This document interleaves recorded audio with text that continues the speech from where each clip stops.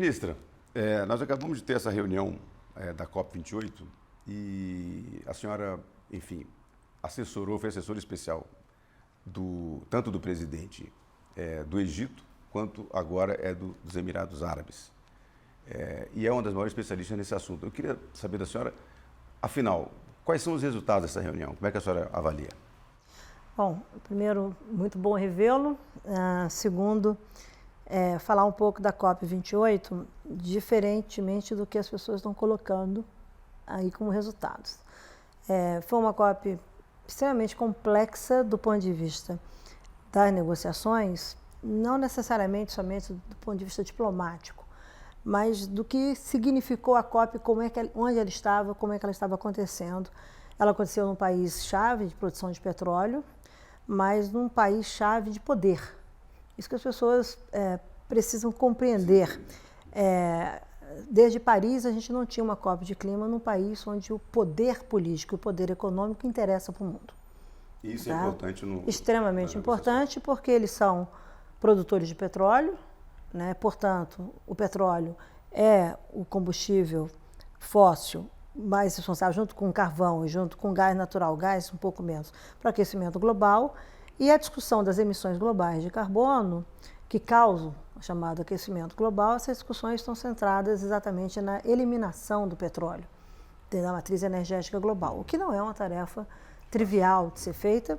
E, por outro lado, o financiamento dessa transição, né, que a gente chama de transição energética, esse financiamento acontece por parte dos países que detêm recursos e os Emirados. Os países árabes são detentores dos fundos soberanos esses que devem, os desenhos de toda a chamada Climate Finance, mostram essas concepções, todos os papers, como que a ordem de transformação é de trilhão, não é de milhão, é de trilhão de dólares. Então, nós temos que entender o papel desses países produtores de petróleo, como também devemos entender o papel dos países consumidores de petróleo. Eu acho que isso é que confunde um pouco quando as pessoas não estão envolvidas no debate ou conhecem que a matéria não é trivial, ela é complexa, mas você vai resolver o phasing out, ou seja, a eliminação progressiva de petróleo no mundo ou de combustíveis fósseis, na medida em que você tenha duas coisas. Os países que consomem vão definir quando é que vão parar de comprar, portanto, terão as suas alternativas energéticas equacionadas, tá? E como dar-se-á o chamado phasing up, eu chamo isso de phasing up, em vez de phasing out, o chamado phasing up das fontes renováveis com competitividade, quer dizer, você não pode pedir a um investidor que coloque o seu dinheiro sem taxa de retorno. Então, o verde, o chamado produto verde, precisa ter taxa de retorno, o investimento tem que ter retorno, tem que ter competitividade, tem que ter, com isso, subsídios, incentivos. Então, você tem que deslocar o incentivo do phasing out, daquilo que vai progressivamente ser abandonado, por isso é phasing, para aquilo que você vai progressivamente alinhar com competitividade, com justiça, né? Porque você não pode criar novos abismos entre países e sociedades e serem alternativas que possam ser, de fato, adotadas por todos os países do mundo, porque o problema é global. As consequências, não só o problema em si, mas as consequências impactam, infelizmente, de maneira assimétrica o mundo, né? E aí é interessante, Cris, porque nós não estamos falando somente da perspectiva global, nós estamos falando da perspectiva planetária. Então, você coloca uma nova dimensão no mundo de relação entre sociedades, países, negócios, investimento, que eu chamo assim, de dimensão global planetária, né? Você, de fato, está lidando com fronteiras, chamadas fronteiras do planeta, você está lidando com situações que você não controla, e foi uma COP que aconteceu também, ela é importante nessa perspectiva, que é o ano mais quente, que já tem registro, e, portanto, nós estamos vivendo já os extremos climáticos com efeitos em todo o mundo. Tá? O negacionismo diminuiu? O negacionismo daqueles que acham Olha, isso é muito interessante ser perguntado, porque na área de energia, os produtores de petróleo e que operam, portanto, são os responsáveis, junto com quem compra petróleo, para a eliminação progressiva de petróleo, eles não são negacionistas. Então, 3/4 da emissão de petróleo, de emissão de gás de efeito de estufa, 75%, 70% estão associados exatamente à questão da energia. Tá? E no debate de energia não há um negacionismo, isso já foi superado há muito tempo. Né? Tá? A ciência é muito clara em relação a isso. O outro lado das emissões é pelo uso da terra, desmatamento, agricultura, etc. E aí o Brasil tem um papel importante, os países em desenvolvimento têm um papel importante, e aí você tem, nesse campo, nessa constituição, negacionistas. Tá? Então, é muito interessante o desafio. Há, na realidade, duas questões muito objetivas quando você fala de transição energética, além da questão da guerra. Né? A questão da guerra tirou a transição energética e voltou a segurança energética. Exato. Das guerras, não só das guerras. Mas é o fato de que você precisa saber que países têm soluções de curto prazo para a sua matriz energética. A grande maioria dos países do mundo, a grande maioria é absolutamente dependente de combustíveis fósseis. Absolutamente dependente. O Brasil tem uma posição muito confortável, tanto na sua matriz elétrica, cerca de 90% com base em renováveis, e na sua matriz energética, vamos ser aqui generosos, 50-50. 50% de renováveis, 47%. Então, o Brasil também tem um grande desafio na questão de combustíveis fósseis, na questão de mobilidade, ou seja, na questão como é que o Brasil vai fazer essa transformação sua energética, sendo que o Brasil é um país com alternativas. Nós temos alternativas de todas as fontes energéticas nesse país e nós temos singularidades, como é o caso da Amazônia. Sim. Então, é importante a gente entender o desenho e entender que não há, mesmo nos países produtores de petróleo, dependentes de petróleo, não há uma situação homogênea. Você vai para o lado ocidental, para o mundo não ocidental, não é homogêneo. Tá? E daí a complexidade de você sair de um campo que é o país que produz problemas para ser um país que produz soluções. E aí a relação de poder no mundo está mudando. Né? Os árabes, neste momento, eles estão, enfim, tendendo a entrar no grupo daqueles que procuram a solução? Eles estão financiando os dois lados. Isso é muito interessante. Assim. Uma das coisas que me chamou a atenção, e eu tive a oportunidade de ir ao lançamento, foi de um investimento de uma companhia brasileira produzindo combustível a partir da macaúba, tá? E o investimento de 2,5 bilhões de dólares pelos árabes, na Bahia. Tá? Isso, se você for no conceito amplo que o mundo discute, isso é bioeconomia. Financiamento, a discussão de financiamento climático ela é extremamente complexa, ela tem um lado do financiamento público, e aí você tem uma reforma do sistema multilateral, a reforma do FMI, Sim. a reforma da Organização Mundial do Comércio, a reforma do Banco Mundial, dos bancos de desenvolvimento, isso tudo está em acontecimento.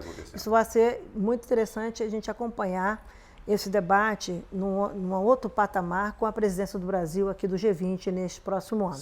Tá? O chamado track de Climate Finance, ou de Finance, tem Climate Finance, né? E tem essas coisas todas acontecendo. E tem o lado do financiamento privado. Né? Uma das questões que as pessoas mais falam, o setor privado tem que estar envolvido. Tem. O setor privado precisa de regras claras. Sim. Né? O setor privado não entra com greenwashing. O setor privado entra para green doing se ele tiver como caminhar. Então, ele tem que ter boa regulação, ele tem que entender o projeto, tem que estar na visão do país que ele investe, tem que estar na estratégia do país. Nós não temos isso ainda no Brasil, né? Essas regras claras. O Brasil, assim, ele foi um país que comandou essa agenda e foi um dos 5 países líderes na questão de Paris. Eu tive a honra de chefiar a delegação brasileira. Nós apresentamos à época uma NDC muito ambiciosa, que liderou, que é o instrumento por intermédio do qual você apresenta ao mundo a sua ambição climática, e liderou isso. Quando veio o que aconteceu no último governo, foi marcado por retrocessos, Sim. inclusive no que diz respeito à credibilidade do país junto à comunidade internacional. Isso não só... Tinha ocorrido também um recuo dos Estados Unidos, né? Os Estados Unidos desembarcaram de Paris, né, com o Trump, mas o subnacional nos Estados Unidos, os países avançaram na conversa. O setor privado também avançou, etc. O segundo mercado de carbono no mundo, depois do europeu, é na Califórnia, regulado. Tá? Então, assim, o mercado chinês é poderosérrimo. É mesmo?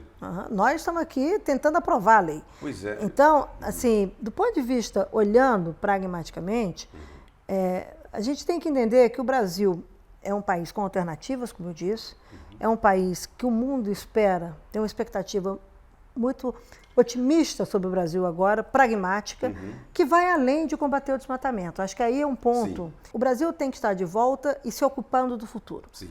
Então, significa que o Brasil precisa acabar com o desmatamento, tá? E o Brasil precisa operar soluções da chamada economia de baixo carbono, e dentro dessas soluções tem o papel da agricultura brasileira. Eu vou chegar lá. Tá?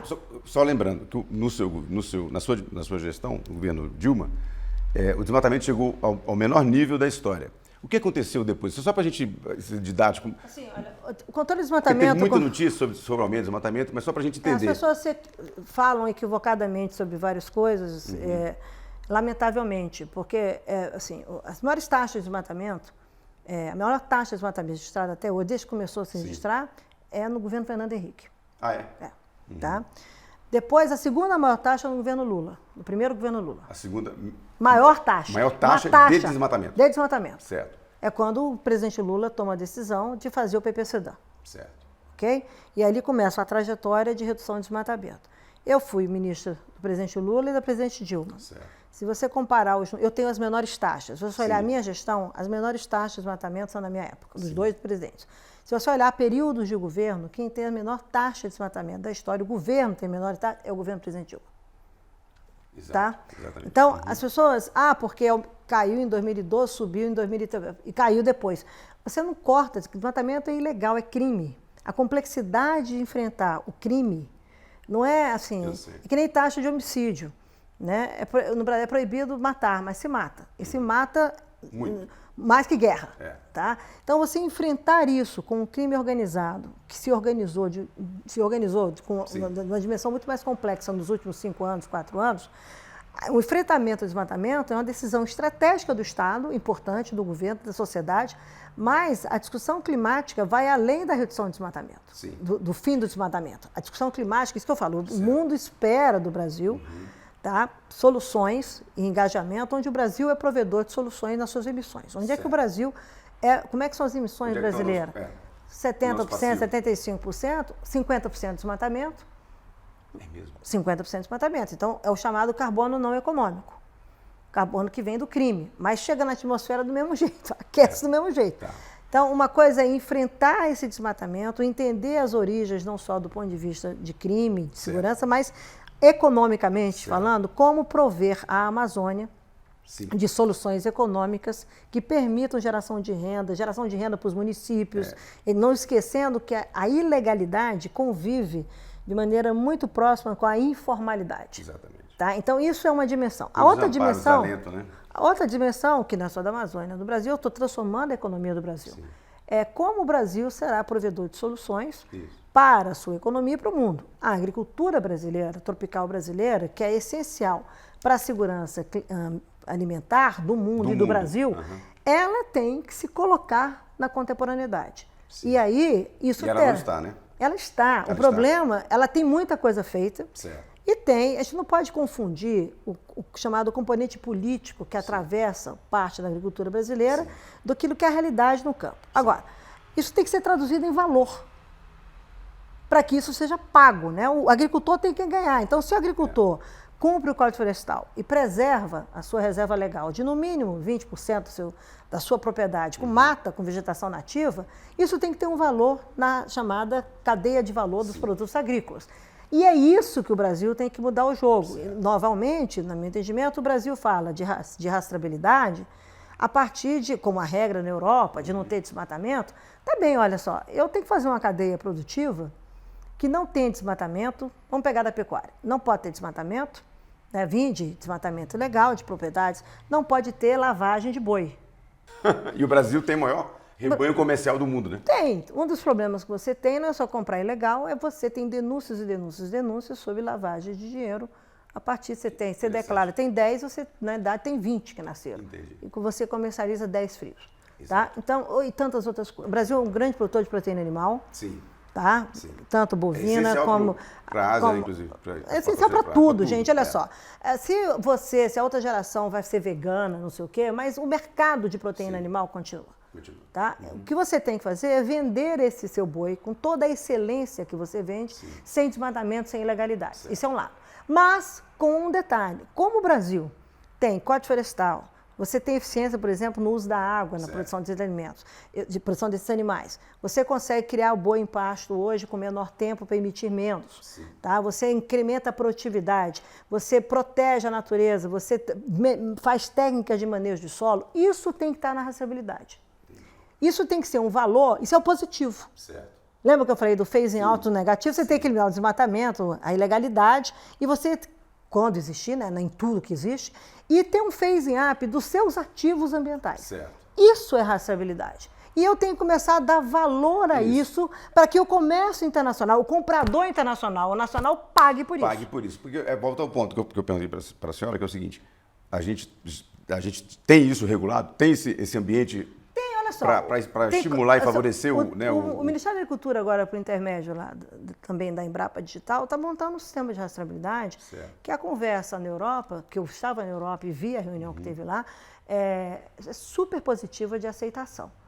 Olha só, os países compradores fazem as suas regras. Sim. Os países vendedores têm que fazer as suas regras. Exatamente. Então, se o Brasil é um grande produtor, tá? Qual é a regra do meu comprador? É essa? Tá bom, então vamos imaginar assim, quem mais produz é o Brasil, os Estados Unidos, etc. Quem mais compra é a China. Qual é a regra de vender e comprar com a China do Brasil sobre isso? A China é uma civilização ecológica. Exato. É uma parceira. Ano que vem são 50 anos de cooperação bilateral.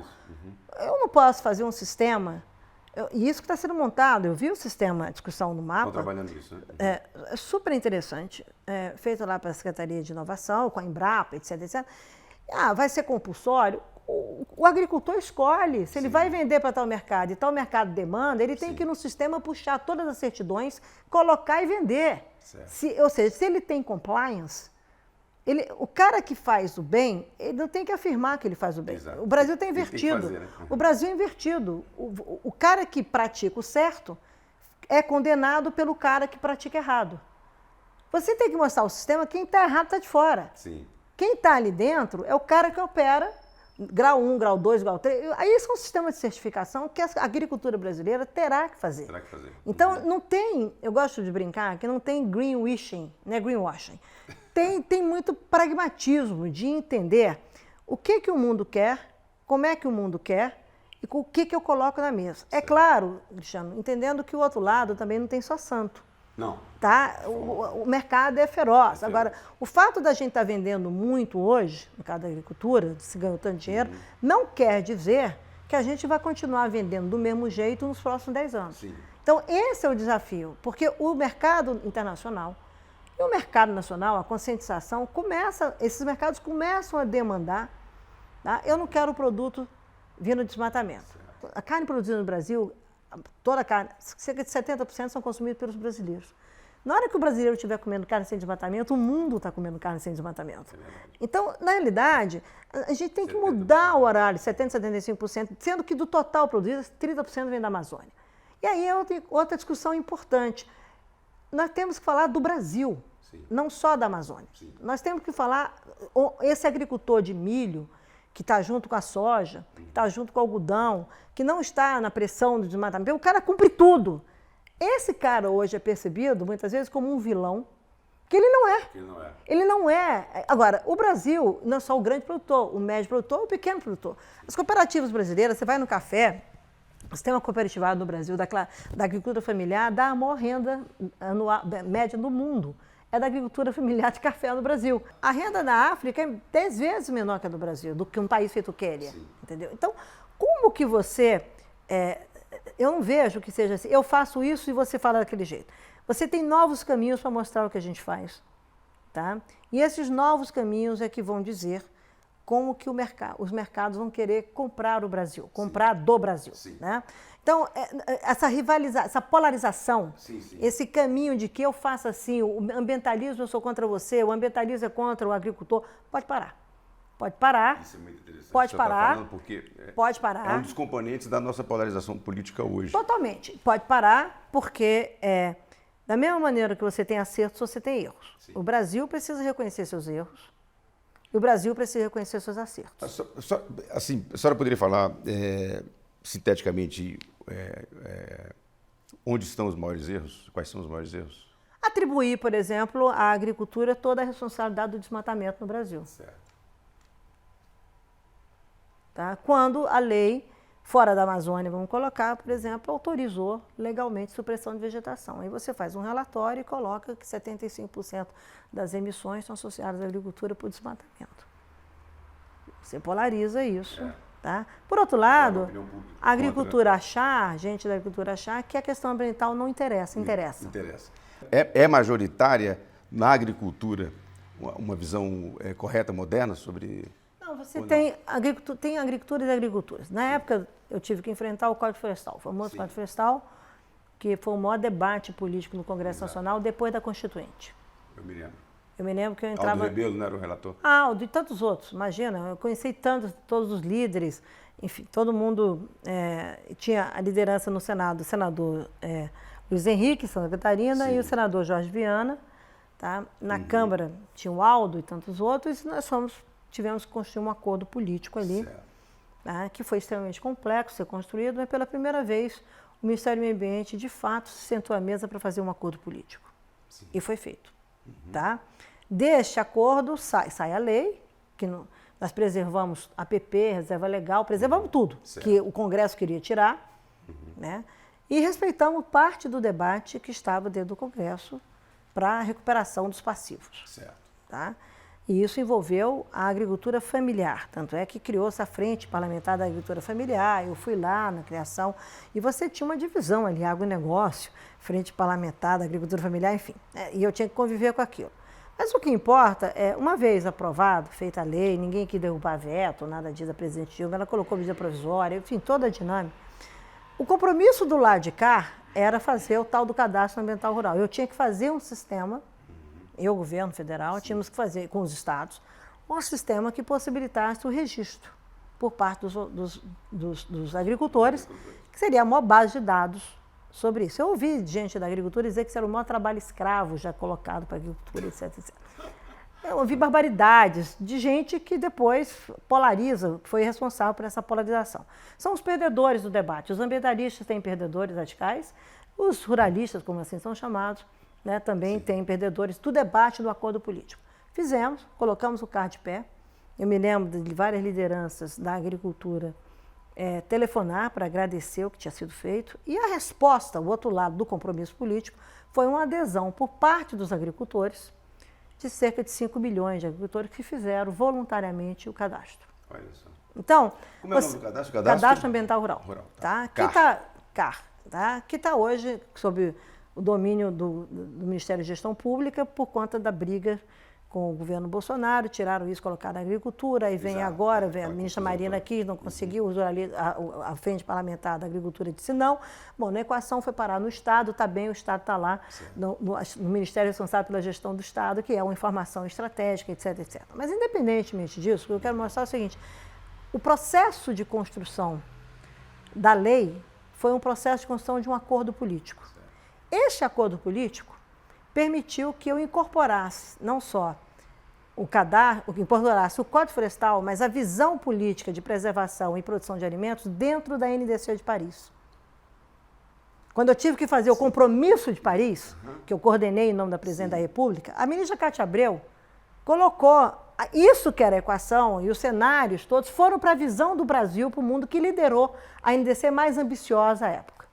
A agricultura foi parte desse acordo. A NDC é o instrumento por intermédio do qual o país se compromete no Acordo de Paris com a sua ambição climática. Tá? Então, na hora de cada país, 2015, tinha que apresentar isso. Tá? Nós tivemos que apresentar a nossa ambição. Claro, se as emissões estão associadas ao uso da terra, eu tinha que ter agricultura. Essa equação política do acordo serviu para que a gente pudesse trabalhar os números da agricultura na ambição de mitigação de clima. Com a agricultura de baixo carbono, com restauração de pastagem, com pecuária sustentável. Não o K, é o acordo político. O K é um dos instrumentos. É um dos instrumentos que resultaram do acordo. O fato da gente ter se juntado e a credibilidade política, com cada um no seu quadrado, como fala o funkeiro, com tensões, imagina, tinha brigas assim terríveis, mas o respeito, tá? Faz com que eu entre no Congresso hoje e eu possa falar com qualquer liderança da agricultura com respeito. Não quer dizer que pacto ambiental, não quer dizer que concorde com isso. Inclusive no setor empresarial, né? Todo mundo. Então, na realidade, é o seguinte, o Brasil precisa voltar a fazer acordos. Então, deixa eu só perguntar uma coisa para a senhora. O que a gente perdeu no governo anterior? O que foi destruído no governo anterior de todo esse processo, desse consenso que foi criado? Então, você tem, na realidade, o seguinte. Do acordo político, a gente gera a questão da NDC, passa o governo Temer, tá, que se manteve isso, consolidou-se, e depois veio o último governo, certo. E o último governo, essencialmente, foi um governo dominado pelo uma parte pelo negacionismo climático, lembra? O mundo é plano, a terra é plana, sim, aquelas coisas, não existe isso, etc. Houve uma desconstrução dos espaços políticos de diálogo com a sociedade civil, que essa agenda carrega, aqui e lá fora. Tá? Houve um aumento do desmatamento, então se perdeu o controle do desmatamento. Teve um enfraquecimento, né, dos órgãos do IBAMA, uma fragilização enorme das chamadas instituições públicas do Itamaraty, a área ambiental. Tá? Houve uma ruptura de acordos na questão do cadastro, do Código Florestal. Tá?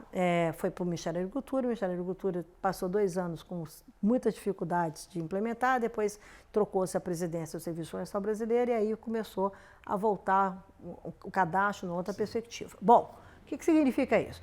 E, paralelamente a esse processo, a sociedade civil, representantes da sociedade civil, de partidos políticos, entraram no Supremo pedindo a inconstitucionalidade do Código Florestal. E perderam.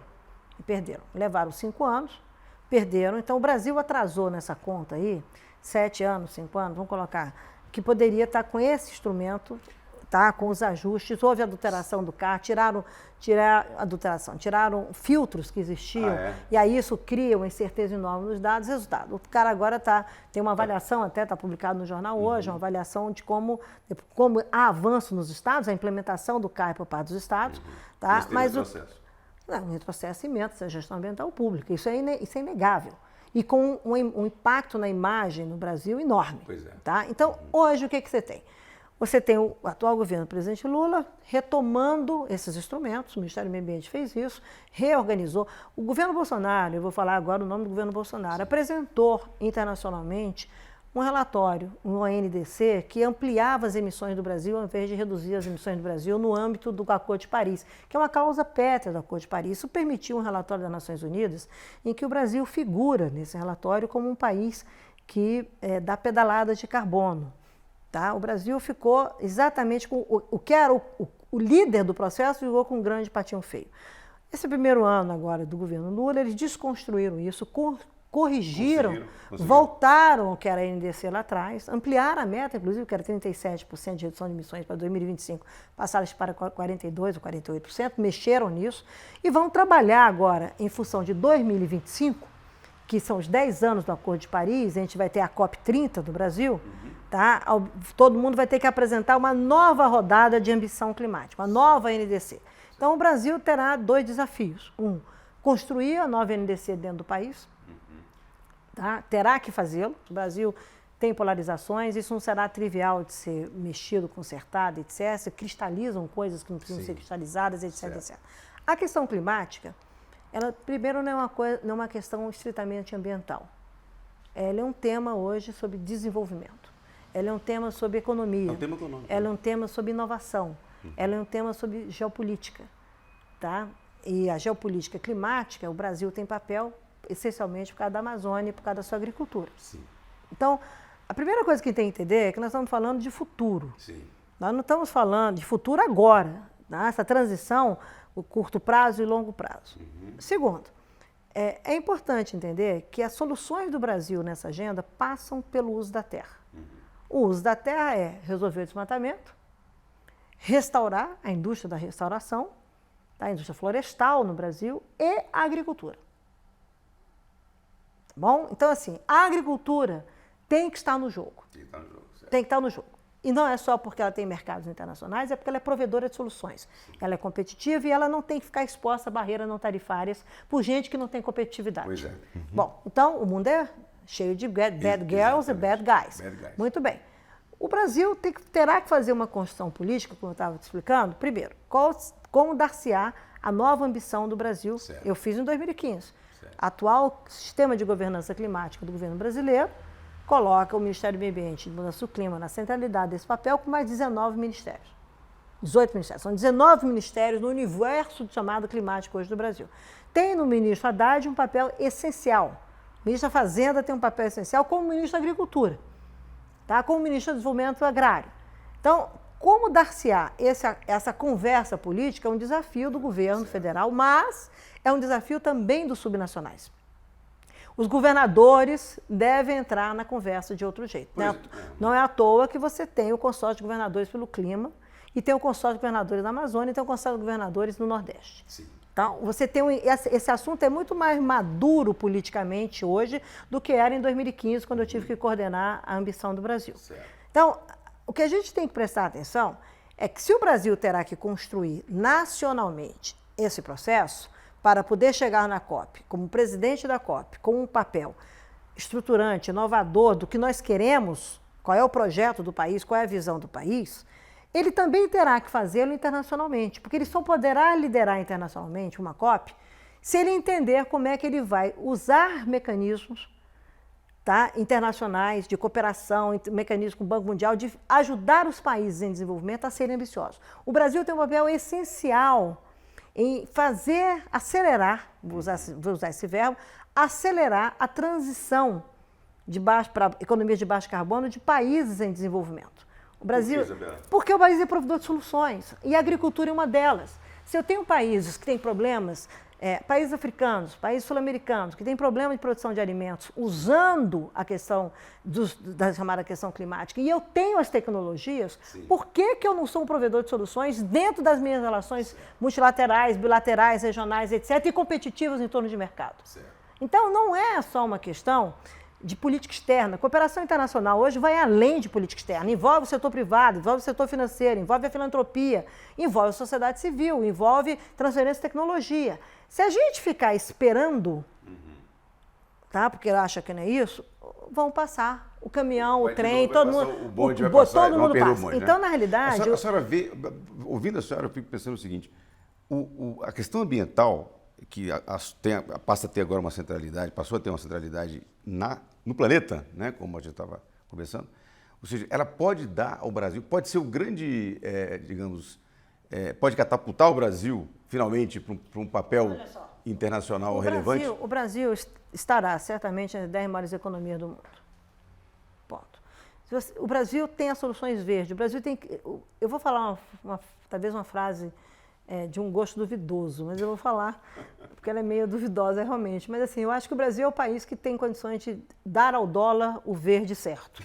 Não, essa frase é ótima. Entendeu? Então, assim, e eu estou falando claramente do que o verde do dólar não é o verde do petróleo, é o verde do produto verde que o Brasil consegue colocar, da energia verde, da agricultura sustentável, das soluções de inovação, dos novos materiais, dos minerais estratégicos, da nova mineração. O Brasil é um país com soluções. Sim. Agora, eu não entendo como é que a elite política do país, vamos chamar assim, prefere apostar no passado, entendeu? Em coisas que não vão estar no futuro. Por exemplo?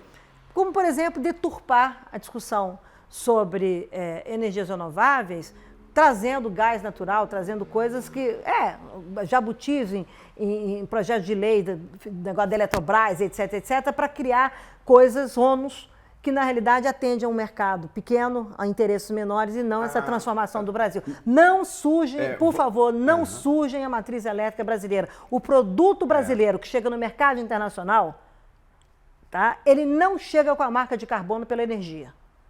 Entendam isso, empresários brasileiros, entendam isso. Mas explica um pouco melhor algum desses jabutis. Para de colocar carvão, tem gente que quer discutir carvão no Brasil.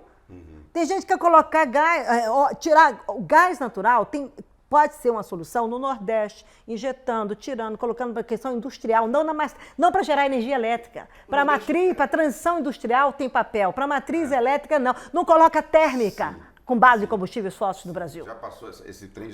Chega, a gente não pode financiar gasodutos de bilhões quando eu tenho que estar financiando outras coisas. Olha só, quando você tem muitas soluções, você tende a não agir. Esse é o problema do Brasil. O Brasil tem solução para tudo que é lado. Mas não se faz nada, usa o passado. Não tem essa ousadia com o futuro. Então, o que eu estou dizendo aqui é o seguinte. Por exemplo, você tem uma série de poços furados no Nordeste, que você pode injetar gás, você pode fazer transição industrial. Isso é um projeto, você vai fazer uma regulação bem feita, etc, etc. Agora, isso não significa que você vai gerar energia elétrica a partir disso. Sim. Você tem o wind offshore, você tem a discussão de biomassa, sim, de biocombustíveis, a questão do SAF, você tem a discussão estratégica sobre etanol, enfim, o Brasil tem que saber o que ele quer. Sim. Ele tem que chegar e fazer uma discussão com a sua sociedade e ter projeto de país e visão de país. Tá? O mundo lá fora não é amigável. O mundo lá fora quer disputar com a gente. Sim. Agora, eu tenho que criar alianças. Então, eu não posso ser um país que seja refém de mim mesmo. Eu sou um país com alternativos. Então, uma coisa é ter uma Amazônia, que é uma condição de segurança climática do planeta. Eu só tenho 1,5 graus nos cenários do painel de clima, científico de clima, porque se a Amazônia estiver de pé. Então, como é que eu vou desenvolver a Amazônia? Pactuado. O Brasil precisa voltar a fazer pactos políticos. A gente não faz pactos políticos mais. Sim. A gente polariza. Isso. Tem que ter pactos políticos com a sociedade. A dona Maria e o seu Antônio devem entender que a questão de habitação, déficit habitacional, passa por retrofit de edifícios, etc., mas passa por novos materiais. Sim. Novos materiais, esses que vêm, por exemplo, de florestas plantadas, sim, que tem a ver com renda para o agricultor, que tem a ver com logística e infraestrutura da agricultura, tem a ver com eficiência, competitividade, energia, bioenergia gerada, e tem a ver com a agroindústria. Então, as pessoas devem abrir as suas cabeças e entenderem que um país que tem visão e tem estratégia é um país que não é refém de eventos, como diria o Kissinger. Tá? Essa é uma frase bonita do Kissinger. Frase do Kissinger. O país que não tem visão e não tem estratégia é refém de eventos. Essa é a frase dele. Eu inverti a frase. Que se aplica ao Brasil, infelizmente. Né? Ou seja, na verdade, historicamente se aplica... Eu espero que não. Eu espero que não, porque você sabe disso. Quando nós fomos fazer a nova república, tá? E só temos a democracia do Brasil por conta disso, os polos, a oposição, sentou-se à mesa e fez o acordo. Isso. Tá? A era climática é uma era disruptiva mesmo, ela é uma nova era de mundo. O mundo do século XXI será um mundo de convergência da era climática com a inovação e a chamada BioAge, a economia que vem da natureza. O Brasil é o país G1 em biodiversidade. O Brasil é o país que mais produz vida no planeta. Tem um mapa da NASA interessantíssimo. A única condição que obeso é simpático. O Brasil é obeso. Tá? Por quê? Porque você combina biomassa com água e luz, a produção de vida. É o país que tem mais produção de vida. A opção no Brasil hoje é: vamos continuar a produzir vida e sermos solidários com o mundo, ou nós vamos para uma coisa, discutir coisas que são incabíveis, se o mundo, a Terra é redonda. Uma frase do secretário-geral da ONU, numa entrevista na BBC, do Guterres. E ele fala isso com muita propriedade, e outros atores internacionais também falam. Existem assuntos que a China e os Estados Unidos não vão concordar nunca. Tipo democracia, autocracia, Mar do Sul da China, Taiwan, são assuntos complexos. Tem assuntos que eles podem concordar, inovação tecnológica, comércio internacional, enfim. Tem assuntos que eles têm que concordar, chama mudança do clima. Esse é um assunto que não é à toa que eles produziram agora nessa COP um novo acordo, uma nova declaração conjunta. Então, o que é isso? A gente vai querer levar vantagem em tudo, todos os países fazem isso, mas o Brasil tem que ter uma pauta em que ele seja um provedor de soluções. Por isso que eu falei, ele não só vai ter uma ambição dele, como ele terá que ver como é que ele vai ajudar outros países a terem a sua ambição. O que significa isso? Do ponto de vista técnico da convenção, do regime climático, o Brasil, quando presidir a COP em Belém, ele será responsável pelo novo sistema global de neutralização de emissões, chamado Net Zero.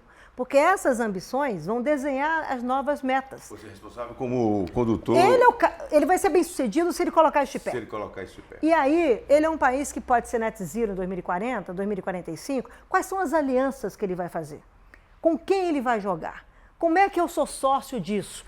E aí, uma coisa importante, olha só, Cristiano, a China, que é um tremendo, vou pegar a China, e os Estados Unidos também. Sim. Tá? A segurança energética dos Estados Unidos é toda em cima de combustíveis fósseis. Sim. Já foi pior, né? Já foi pior, mas é shale gas, shale oil, enfim. Então, okay? É verdade. E estão ampliando as renováveis, o plano Marshall deles ao reverso é para favorecer a indústria internacional. Depois a gente entra. Agora, você vai na China, eles têm ainda uma forte... Não tem energia, né? Eles são dependentes de energia? Olha, a frase sobre segurança energética, que é bem a dimensão do país mais populoso do mundo, que é a Índia, é do primeiro-ministro da Índia, que fala que segurança energética na Índia é fonte de energia. Adicionar fonte de energia. Qualquer fonte. Porque, cara, o cara tem 700 milhões de pobres. Quer dizer, você tem que entender que as pessoas queimam o esterco para ter aquecimento dentro de casa. Sim. Então, para cozinhar. Sim. Mas o que eu quero dizer é o seguinte: o Brasil, você olha uma China, a China tem carvão. Os países que consomem carvão, não é só a Polônia, outros tantos Sim. consomem carvão. Quem na Europa não é dependente de combustível fóssil é a França por causa de energia nuclear, tá? O resto, todo mundo é dependente. Mantém, né? Todo Certo, mundo é a dependente. Então é o seguinte, eu tenho que entender que o país que queima carvão, que é o que tem maior potência de retenção, etc, etc, Sim. ele impacta uma atmosfera que é comum, isso que é comum, não é a Amazônia, é a atmosfera que é Exato, comum, e isso permite o derretimento, por exemplo, dos Andes e permite queimadas que afetam a agricultura brasileira. Pois é. Então, se eu sou um país que estou provedor de soluções, por que eu não tenho um arranjo com esses países? Eu vou vender energia renovável. O Brasil pode ser um exportador de energia. O Brasil é o seguinte, há 45 anos atrás, o Brasil tomou uma decisão estratégica sobre a sua agricultura. Sim. Ele teria segurança alimentar. Isso, exato. A pergunta, qual é a decisão estratégica que a agricultura brasileira vai tomar para os próximos 40 anos? Exatamente. Então, É numa era de baixo não, carbono, mas- de inovação, de competitividade e de natureza. Qual a decisão estratégica a ser Mas tomada? olha que interessante, olha que interessante. Ou seja, o Brasil tem tudo, né? Ele tem, como a senhora falou, ele é um provedor, ele pode ser um provedor de soluções. Na agenda verde. Na agenda verde. sim, Não, que é a como agenda, mas que é a agenda, né? Que Como é a a gente, agenda do século XXI. que é Século XXI. século XXI, ela é central. Dado o que está acontecendo no planeta, etc. E cria, inclusive, oportunidades econômicas no Brasil, né? E pode mudar o status do Brasil, pelo que eu entendi. Pode. Geopolítico, ou seja, Na geopolítica, na geopolítica climática, o Brasil é um país estratégico. Estratégico. Nós temos alguns desafios de natureza política no Brasil no curto prazo. Tá? A polarização não ajuda. Não ajuda nem o Brasil. Superar? Então, a polarização, primeiro, não ajuda. Você terá que construir salas de conversas. Sim. Tá? Você lembra que eu falei do que foi a transição da nova república? Sim, tá? exato. Você terá, É um mas exemplo. com um detalhe, isso não pode ficar circunscrito ao governo. Essa, para mim, é a discussão que faz a diferença. Certo. O setor privado, o setor financeiro, nós, a filantropia, a sociedade civil, nós temos que preparar essas novas salas de conversas. Nós não estamos... A gente chega para o setor privado porque, eventualmente, uma parte do setor privado na agricultura não quer conversar, Por causa da questão você política, vai esterilizando as coisas. Eu, por exemplo, vi agora em Dubai a Marfrig fazer um grande acordo, tá, com a ReGreen para restauração e neutralização de emissões. Perfeito o acordo. Com a ReGreen, que é a maior empresa de restauração ambiental, de restauração florestal. florestal. Com ciência, De lá. etc, etc. Não, nossa, as duas Ah, é empresas nossa? lançaram lá, tá? Uma grande pactuação de... Isso é negócio na veia. Na veia. Na veia. Na veia. Então, como é que eu faço essas salas andarem? Só tá Eu dando preciso exemplo, fazer as salas onde a questão de negócio esteja presente. Modelos de negócio, entendimento, Então, é isso que corresponsabilidade. Ou seja, se eu começo a discutir, vamos imaginar do setor privado, eu digo com base na minha experiência, e entender como que a gente faz essa equação política e chega em Brasília de uma maneira mais arrumada, Brasília, obviamente, tem lá no Ministério do Meio Ambiente uma interlocução, mas do ponto de vista econômico, a conversa é com o ministro fazendo. Tá? Que está propondo um plano de transformação ecológica, e está ainda nos seus primeiros... Ele tem uma assessoria, tem um Tem uma assessor assessoria lá, lá, etc, etc. E também, eu entendo, porque nós estamos falando de transição industrial, de reindustrialização do país. Uma conversa com o vice-presidente, tá? Sim, que foi governador e é ministro da Indústria e Comércio. Certo. Então, isso, antes de chegar naquilo que é o diálogo de alto nível político, tá? Você precisa estar dentro do Congresso. Eu vou ao Congresso, e eu converso com várias pessoas do Congresso, as pessoas estão dispostas a conversar. O Congresso não é o problema, né? É o contrário. Assim, você Ele tem que pode ser saber solução, conversar. Claro que tem gente que quer bloquear, porque é o governo. Não, isso é um movimento da sociedade. Isso nós que estamos no setor, na sociedade civil, e eu estou na sociedade civil, eu olho e falo assim, sociedade civil, lato senso, né, ONG, sociedade civil. Nós temos que entender o que a gente quer dessa agenda. Então, qual vai ser o tamanho do Brasil no mercado de combustível de aviação? Hoje... Não, já bateu o martelo que vai ser o SAF, o combustível de aviação, que vende biocombustível, que vai atender o problema. Certo. Então, quem produz? Brasil, Estados Unidos, qual vai ser o tamanho do nosso mercado? Certo. Como é que as nossas empresas de aviação vão entrar nessa história? Como é que a Embraer e a sua tecnologia de produzir avião vai entrar nisso? Isso é transição industrial, isso é inovação, isso é meio ambiente, isso é clima, isso é economia, isso é inserção internacional, etc. Então, a conversa não é com ONG A, com ONG B somente. Tem que tirar isso. As pessoas que rejeitam as ONGs, parem de rejeitar. Agora, elas têm os seus papéis e o setor privado tem outro. Eu não posso só chegar no setor privado e falar que o setor privado é importante porque ele paga a conta. Não! Ele é importante porque os modelos de negócio que vão derivar, Sim. os novos modelos de negócio que derivam desse novo ambiente de convergência climática, biológica, etc., porque o Brasil tem esses ativos, é a mesma coisa o que vai surgir da nova mineração, a nova mineração em função de minerais estratégicos, de minerais críticos, tá? Como é que isso vai ser debatido no Brasil? Isso é negócio, isso é exportação, isso é cooperação internacional, isso é international trade, é comércio. Agora, não é achismo. Então, isso que eu ia falar. Essa agenda, a criação dessas salas, né, como a senhora falou, hoje está interditado por causa da polarização política. Eu acho que, se você pensar só em Brasília, sim. Se você pensar em São Paulo, não. Não, aqui a coisa está acontecendo. Você pode começar a conversar. Sim. Eu acho Mas já que tem muita gente com lá. O que eu vi o setor privado se move. Olha, é muito diferente o que acontecia há 10 anos do que é hoje. As COPs e outros eventos, Davos, por exemplo. Sim. Só que isso precisa estar num tecido político que o Brasil se reconheça. Não adianta serem pontos desconectados. O governo está tentando negociar, tem pessoas, tem grupos tentando. Veja, ninguém está falando aqui de aproximação política, nós estamos falando de coisa, como a senhora falou, objetiva. Primeiro, Brasília, minha experiência, fiquei 35 anos nas esplanadas dos ministérios, eu sei que a gente opera o dia a dia. Sim. É muito em função dos problemas do curto prazo. Não, o curto prazo domina a agenda. Domina. Tá? E, obviamente, a fragilização das instituições públicas, realmente a fragmentação do Estado é sem precedente. No governo de transição, eu tive chance de ver isso, eu falei, meu Deus do céu. Você tem dois trabalhos, você tem um trabalho de operar o dia a dia e você tem um trabalho de reorganizar essas instituições, o Itamaraty inclusive, para poder funcionarem como instituições que possam administrar esse curto e médio prazo. Tá? Para mim, com base na minha experiência, eu acho que os tempos de hoje e a questão climática não se resume mais numa relação sociedade e governo, que o governo faz tudo. Eu vou lá, entrego a minha posição e o senhor toca, ou os senhores tocam. Não é mais isso. Tá? Porque, e quando eu falo governo, não é só executivo. Governo, nós temos que ter os 3 poderes. Tá? Essa questão climática, ela está no imaginário político, e o governo Lula traz isso como uma prioridade, mas não está no imaginário político do Congresso Nacional, por exemplo, onde você tem uma expressão importante de negacionistas climáticos, de herdeiros do bolsonarismo, que são contra essa agenda, e a polarização é o fato. Okay? Bom, então você tem que fazer o quê? Ou você escala, e aí nós temos que reconhecer que há pessoas no governo do presidente Lula que conseguem ter interlocução com o Congresso. O ministro Haddad é um belo exemplo. A conquista da reforma fiscal, tributária, a primeira parte, que seja com todas as dificuldades, a complexidade, foi aprovada. E foi aprovada porque, mesmo que você tenha a polarização, é um tema de interesse da sociedade brasileira.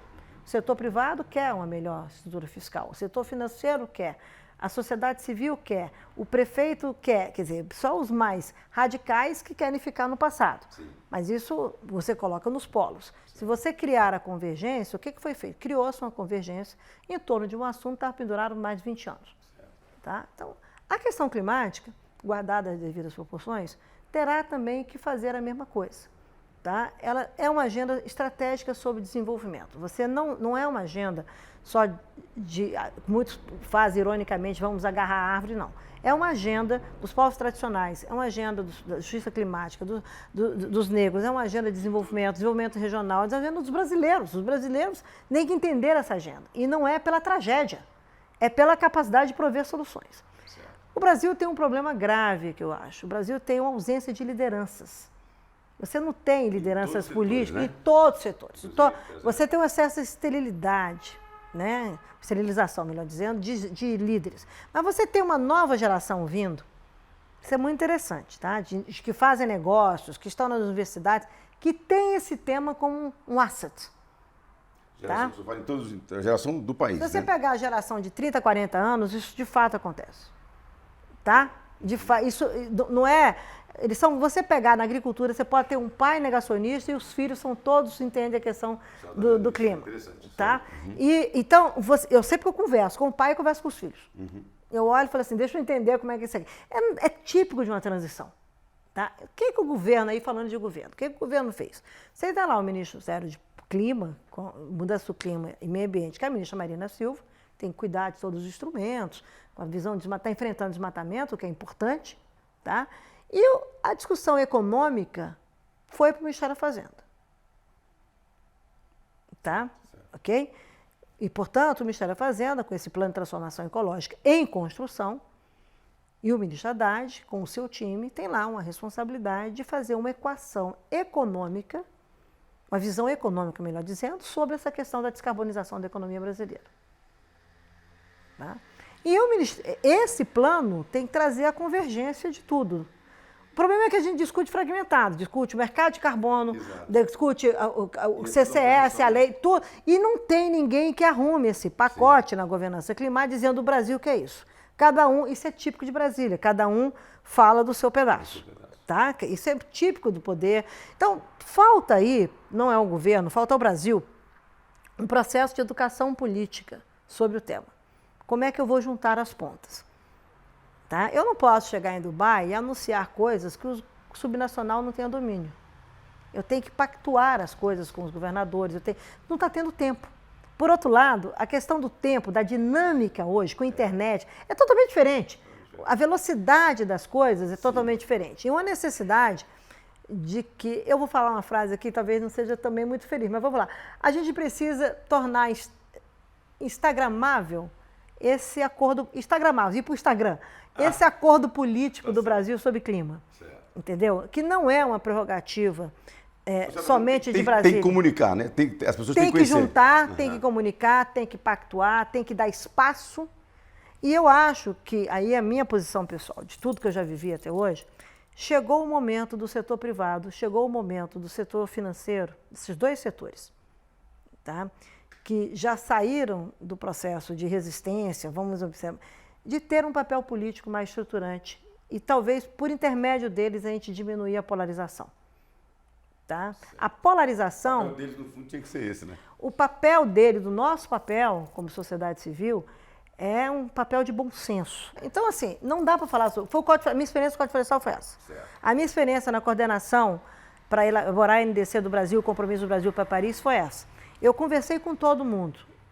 Né? Uma das pessoas que eu telefonei, vou falar agora do depoimento público, que eu telefonei, que eu combinei com o presidente Dilma, eu telefonei e em 24 horas ele marcou uma reunião comigo, foi o presidente Fernando Henrique Cardoso. Eu liguei para ele e eu falei, olha, o senhor teve um papel super importante no protocolo de Kyoto, foi ele que criou o Fórum Brasileiro de Mudança do Clima.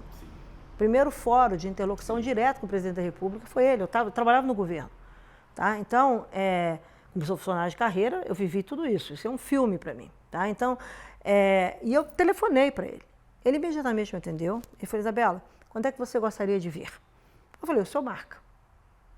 Tá? Eu peguei um avião com a minha equipe, ele reuniu um grupo de pessoas, foi reunião lá na FAPESP, o Goldenberg presidia a FAPESP, estava o ministro Celso Laffer, estava todo mundo lá. E eu cheguei e a conversa foi de alto nível, sobre como é que ele via o desafio do Brasil, tá, nesse papel de liderança na construção de um novo acordo climático global. Nós conversamos longamente sobre isso. O ministro Goldenberg me entregou a visão de biocombustíveis, tá? Como é que eles entendiam o papel do etanol, me diga o que querem. Foi uma conversa, almoçamos juntos. O que é isso? Na hora que nós fomos fazer os modelos matemáticos todos, e o ministro da Economia era o ministro Joaquim Levy, e, portanto, para eu conversar com o Joaquim... Era seu parceiro, né? Meu parceiro. Para eu conversar com ele, eu tinha que saber de números. Não tinha qualitativo, só tinha quantitativo. Eu tinha os modelos... E para conversar com a Dilma também, porque ela ficava em cima dos modelos, qual é a variável, tangível, intangível. Eu falava, meu Deus... Ainda bem que eu entendi a modelagem, que eu fiz PhD em energia, então eu sei. E eu tive que rodar aquilo tudo, né? E eu me lembro que eu peguei a questão que o Goldenberg entregou, tá? E pedi o nosso pessoal, do Ministério de Minas e Energia, do nosso pessoal de clima, para rodar os modelos. Isso entrou na NDC do Brasil. Olha que interessante. Então, na realidade, e quando eu levei a presidente para ela tomar decisão, olhar, etc., discutir, eu falei, olha, esse cenário, essas variáveis combinam, batem, do modelagem de energia renovável, que a EPE providenciou, etc.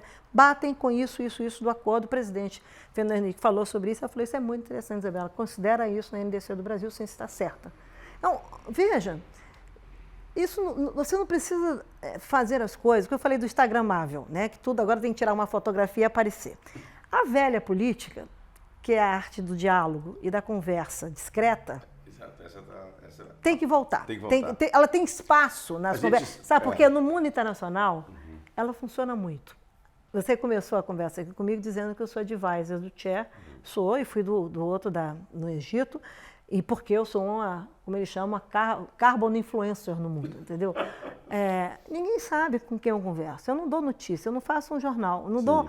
Mas assim, eu fico muito feliz quando eu vejo um presidente da COP falar phasing up de algo que eu conheço de uma discussão num paper que eu coassino com o Nicholas Stern. Entendeu? Então, o que é isso? O que é isso? Foi economista-chefe do Banco Mundial. E que lançou o novo paper dele, eu sou coautora com ele. Então, assim, o que é isso? Né? É a capacidade de você conversar. Tá? E de entender os seus interesses nisso. Meu interesse nisso é que o Brasil jogue bem. Tá? Eu não sou jogadora, não sou técnica, não sou dona do time. Sim. Quero estar sentada aplaudindo, falar, olha, faz bem. E quem sentar ao meu lado e falar assim, tá certo, estamos torcendo para o time certo. O Brasil precisa gostar do Brasil de novo. Sim. Essa polarização, ela provoca um desamor enorme ao Brasil. Exato. Enorme. O Brasil falar mal do Brasil não pode, entendeu? A gente tem problemas, eu reconheço, mas está na hora da gente, como brasileiro, entender que você vai ter 3 grandes eventos internacionais que o Brasil vai presidir. É a G20 agora, que tem uma trilha de clima, em 2024. Já assumiu a presidência. Sim. A Índia, por exemplo, que foi quem estava na presidência, a Índia é um país que claramente fez da sua presidência a conclusão de um projeto político de poder da Índia no mundo. Sim. Tá? O Brasil é um país que não tem projeto político de poder, tem ambição política. Tá? Tímida, às vezes, não entende. Mas não tem projeto. Então, nós temos que entender o que a gente quer disso. E depois disso, o Brasil vai para... Tem a presidência do BRICS Plus e tem a presidência da COP.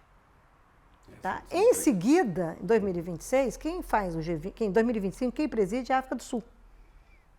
Então, essa relação do Brasil com países africanos, com os países latino-americanos, precisa ser recolocada. Sim. Tá? Eles estão muito distantes. Eu converso, eu vejo... Assim, e eles esperam muito do Brasil. A expectativa é muito positiva, mas muito pragmática. Como é que esse país... O Brasil tem que vir mais contemporâneo. O Brasil não é um país saudosista, é um país que vem com soluções para equacionar a partir de hoje como é que ele quer lidar com esse futuro. Tá? É claro que ele tem credenciais importantes, credenciais como o fim do desmatamento, credenciais como a matriz energética mais elétrica, mais limpa do mundo, credenciais como um país que tem paz, credenciais como um país que tem uma diplomacia sofisticada, importante, que tem um setor de negócios bem estruturado para fazer negócios internacionais. O Brasil tem uma tradição, tem respeitabilidade, confiança. O mercado internacional, o comércio internacional do Brasil é muito reconhecido. Sim. Como é que o Brasil opera. As pessoas não acham que isso não tem valor, tem valor. O Brasil tem uma Embraer. Entendeu? Assim, nós tomamos uma decisão lá atrás, nós temos uma Embrapa. A ciência se tornou, nessa agenda, um ator político. As pessoas devem entender isso. As instituições científicas no Brasil são muito sofisticadas nessa área. Nós estamos deixando isso se dissolver, não pode. Como foi a história da saúde. A saúde virá com grande protagonismo nesse século. Não só pelas pandemias, mas... Pelo que a senhora coloca, não adianta ficar esperando o Messias, não adianta ficar esperando um político que vá... Não, nós teremos que fazer. Nós temos que fazer, a sociedade. Até para a gente poder escolher os futuros políticos, escolher agora, melhor os futuros políticos. É verdade, mas a gente sabe, né, ministra, que é o seguinte, o papel do governo central nessa costura é essencial. Agora, nós temos que chegar lá para falar com o governo central, não sabendo o que o governo central vai querer fazer, o que a gente quer fazer. O que a gente quer fazer, exato. O problema é que não só o governo central está tentando recuperar e trazer coisas que não necessariamente todo mundo aceita, é natural, isso é governo, o governo é assim, sim, mas ele tem a importância de que assumiu essa agenda como uma agenda estratégica para o país, não estamos no negacionismo climático como era o governo anterior. Agora, nós precisamos ter, nós como sociedade, o que nós queremos da agenda para conversar com esse governo. Isso não tem, isso tem fragmentado. Assim, ou seja, tem que ter perguntas, vamos fazer 3 perguntas-chave para a agricultura brasileira, como é que ela opera os próximos 40 anos. Certo. Tá? 3 perguntas-chave. E a senhora acredita que ela seja capaz de responder, né? Claro. Totalmente. Tá. Hoje, se você fizer sair, como você mesmo coloca, tira a polarização da sala. Isso. E coloca a gente, mesmo com matizes diferentes, com olhares diferentes, mas que tem um interesse comum de ter uma agricultura sustentável, inclusiva, competitiva, com tecnologia e que seja provedora de negócio, ele não faz isso sem a questão da descarbonização. Sim. A senhora, muito provavelmente, participará, por causa do trânsito que a senhora tem, não é em outros partidos, mas o trânsito que a senhora tem na sociedade, né, em setores representativos da sociedade e fundamentais nesse caso que a gente está tratando, que é a questão do meio ambiente e da questão, né, enfim, da mudança climática, a senhora a senhora tem todo o perfil de uma pessoa que participa, que, enfim, tem condições de participar desse processo de pacificação do país, ou seja, de negociar a construção de pontes. Aí eu vou fazer uma pergunta objetiva. A senhora tem sido demandada para fazer isso? Tenho. Não na perspectiva política de Brasília. Política partidária. Política né? partidária, eu não sou filiada a nenhum Sim. partido. Uhum. Né?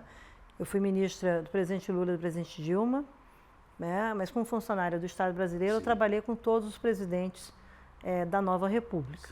Tá? Então, a senhora é funcionária pública, né? Não é sou funcionária pública aposentada, agora estou no setor privado e tenho a minha vida internacional. Né? Eu Certo. sou uma pessoa que acho que hoje o meu tempo é 50% no Brasil, 50% no exterior.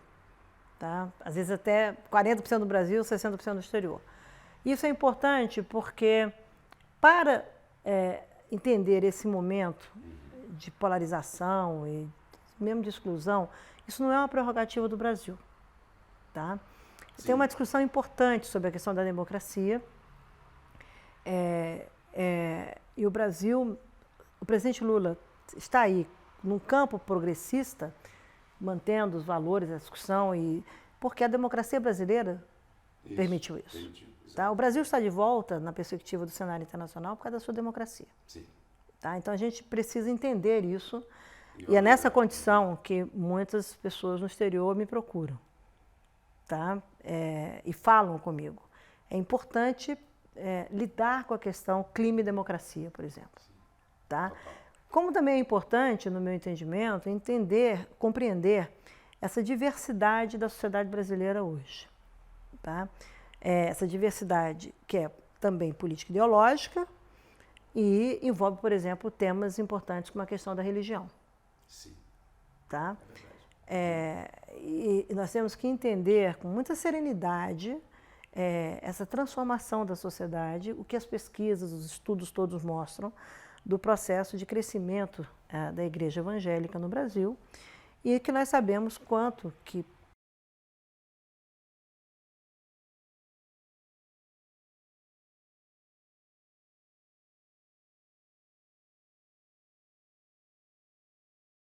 a Igreja Evangélica no Brasil, que tem a neopentecostal, que tem uma representação política crescente, uma representatividade política crescente, e parte desse grupo tem negacionismo climático. Tá? Nós não podemos perder de vista também que internacionalmente e nacionalmente, no imaginário político da religião, o Papa Francisco tem um papel estratégico internacional disso. Em Paris ele fez a encíclica, né? E agora ele ia a Dubai, ele teve um problema de saúde, não pôde ir, mas ele fez declarações, tem feito declarações muito importantes do ponto de vista político, em defesa dos pobres, da questão da fome, dos vulneráveis, dos efeitos, das consequências das questões climáticas e da emergência climática com uma necessidade da gente poder prover soluções para aqueles que são os mais necessitados. Sim. Nós não podemos esquecer que tem 55 países miseráveis no mundo. 196. O Brasil, como grande produtor de alimentos, e o presidente Lula propôs isso em Sharm el-Sheikh, tá? Uma aliança de países produtores de alimentos para lidar com a fome. Isso é soft power, né? Isso é agricultura. Você tem agricultura, veja como assim, quando falando em nome dos nossos agricultores. Falando de todos nós brasileiros, né? Agora nós somos um país que erradicamos a fome. Eu me lembro que eu estava quando saiu o mapa da FAO, que o Brasil tinha saído da fome, eu confesso, eu sei que eu chorei de emoção, me emociona até hoje. Como que nós, como classe média, admitimos a volta da fome no Brasil? a volta da extrema pobreza, a volta do desmatamento. Isso são pautas que significam retrocesso, exclui o brasileiro dos seus direitos.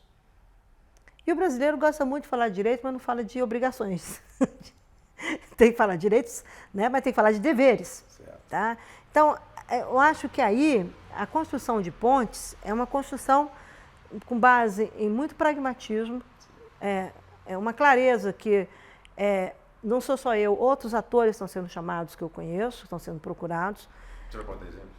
Não, eu não vou citar exemplos, porque seria não estão autorizados a falar isso, mas são pessoas importantes na sociedade brasileira. Dos dois lados ou mais do lado da sociedade, menos de Brasília? Menos de Brasília. Eu não estou colocando Brasília nessa equação, tá? Okay. Eu estou colocando sociedade fora de Brasília, ótimo. Mas formadores de opinião, pessoas que estão buscando, que têm posições conservadoras, progressistas, sim, mas todos entendendo que o Brasil tem um outro papel. Certo. Tá? E isso é muito interessante, quando às vezes promove conversas, eu chamo algumas pessoas para conversar, todos vêm. Tá? Para tentar ajudar, tentar ver como é que é isso, etc, etc. Ou seja, essa perspectiva que você pontua de sair da polarização, sendo você progressista, conservador, isso existe hoje, tem pessoas se movimentando e todo mundo que, mesmo as pessoas não petistas que votaram no presidente Lula, tem uma compreensão de que o Brasil não pode estar exposto a um novo retrocesso. Tá? E isso é muito interessante de ser observado, porque tem mais gente querendo que dê certo do que gente que dê errado, embora com cores diferentes, com histórias diferentes.